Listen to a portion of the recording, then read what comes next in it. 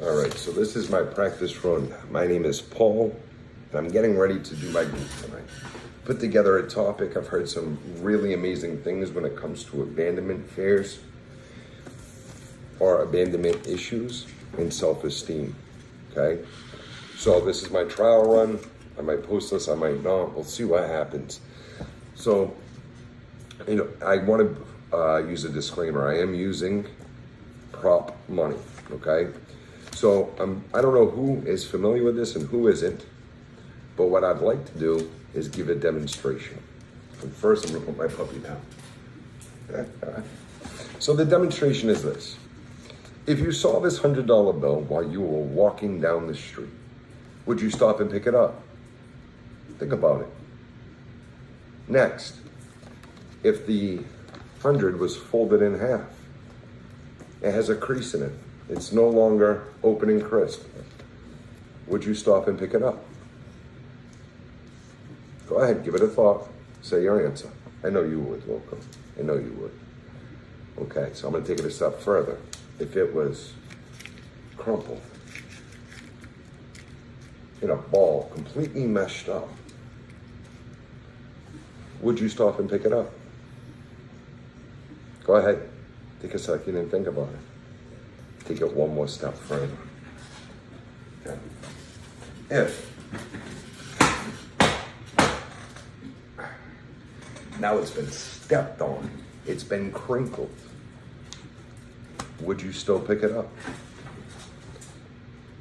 Go ahead, give your answer.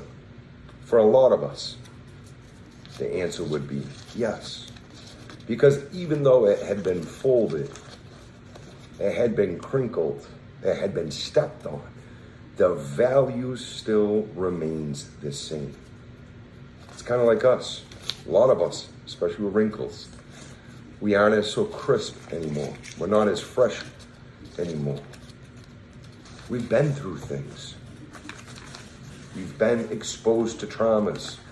We've been exposed to involuntary pain, but our value is still intact. Just because we have been through the ringer doesn't mean our value decreases. So with that being said, I want to talk about, for some of us, it might be childhood, where our protectors and providers were supposed to be the ones to instill in us self-worth. Because here's the problem. Even though our value is still intact, I might not know what my currency, my value is because of these 10 situations. And this is where the providers, whether if it is mother or father, could be first relationship. There's a lot of could-be's, but you'll fill in your spot. Where I have been let down. I have been so exposed, and it was traumatic, to where I needed to find an outlet or a way to exist through it. So in a lot of times when it comes to mental health and when it comes to substances, a lot of people say it takes self-work. Well, what is self-work?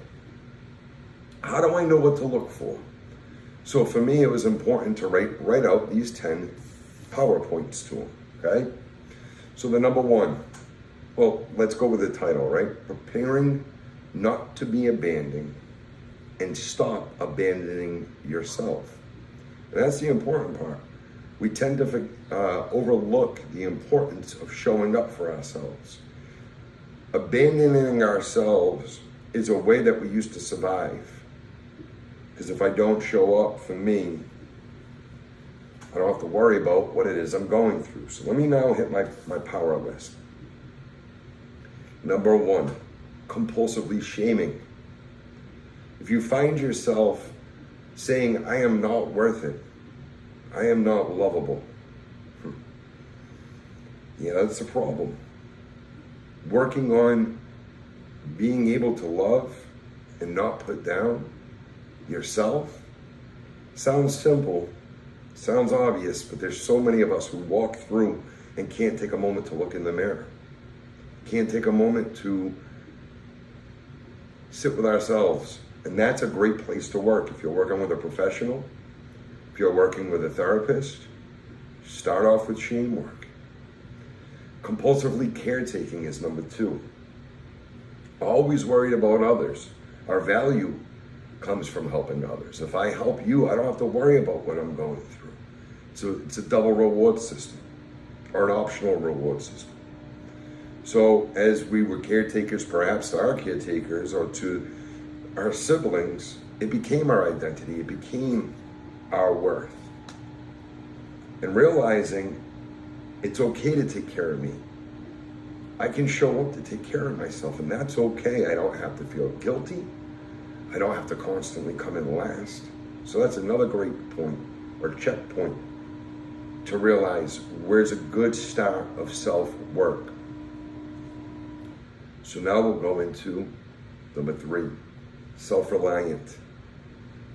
A lot of people look at it as a positive thing, independence. No, we're afraid to let people in to help. I don't pick up the phone and ask for help. I can't say I'm in need. It feels embarrassing. It loops back up to the shame. I'm shameful of needing help. I should get this. I should know this. A lot of times we don't trust people enough or can rely on people to not be independent. Everybody's going to let me down. Everybody's going to hurt me. I do it the best. It's another great place for self-work. Starting letting your walls down. Being able to let other people in.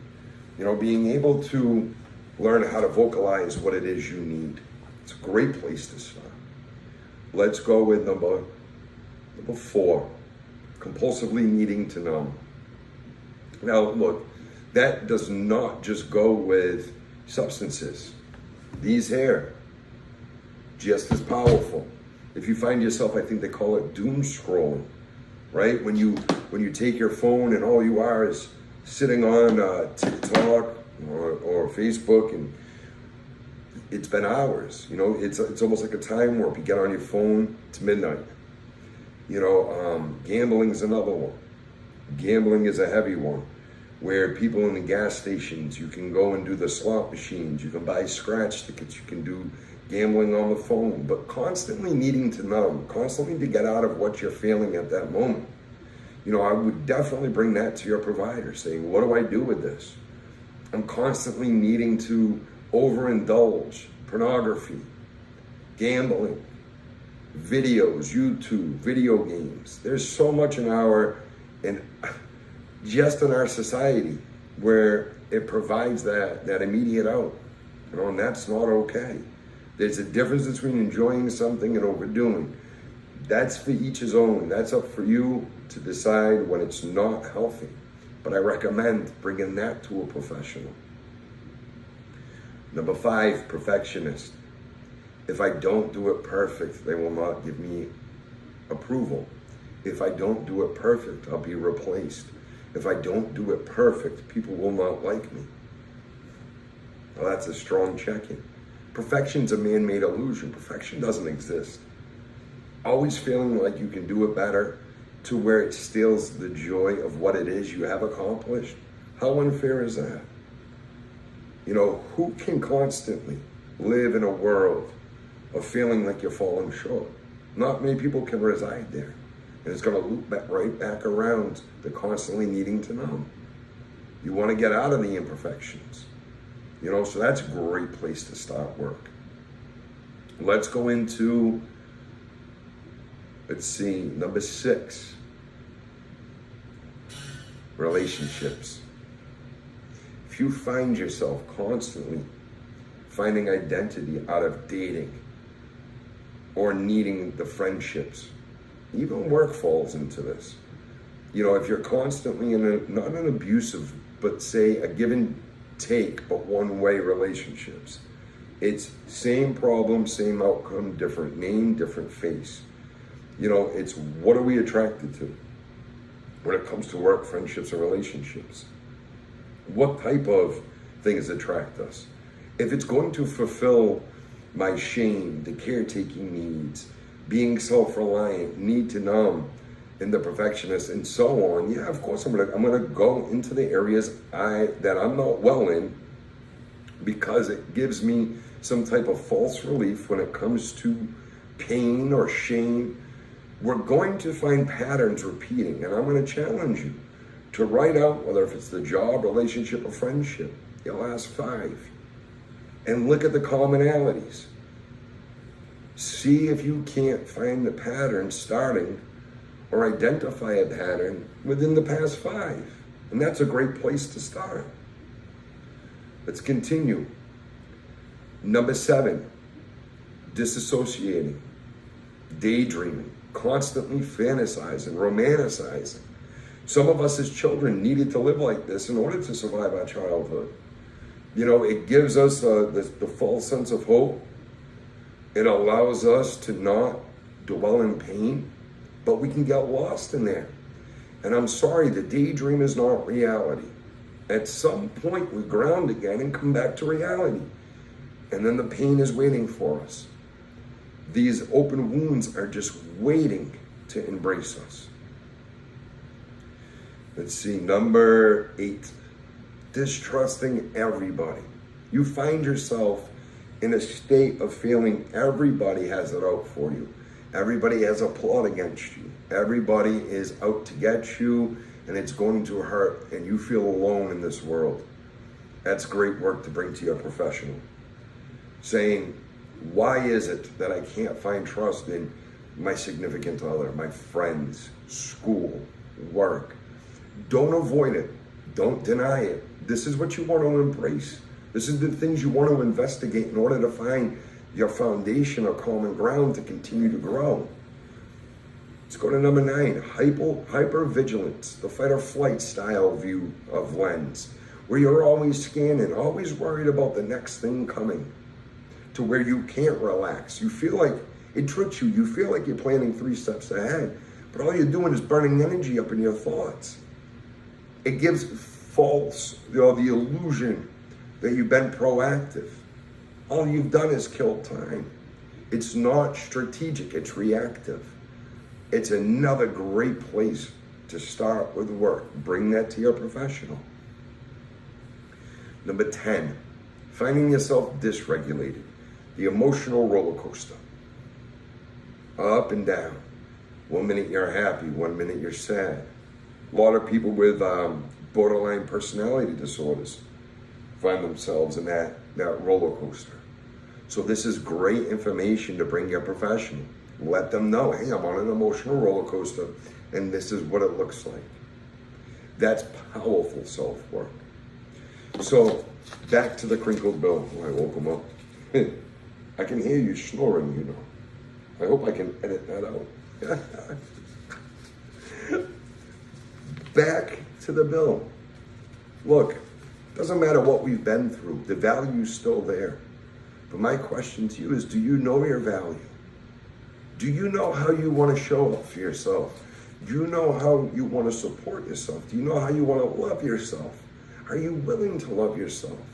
Do you know you're worth it? A lot of people might laugh just right there. I'm worth it.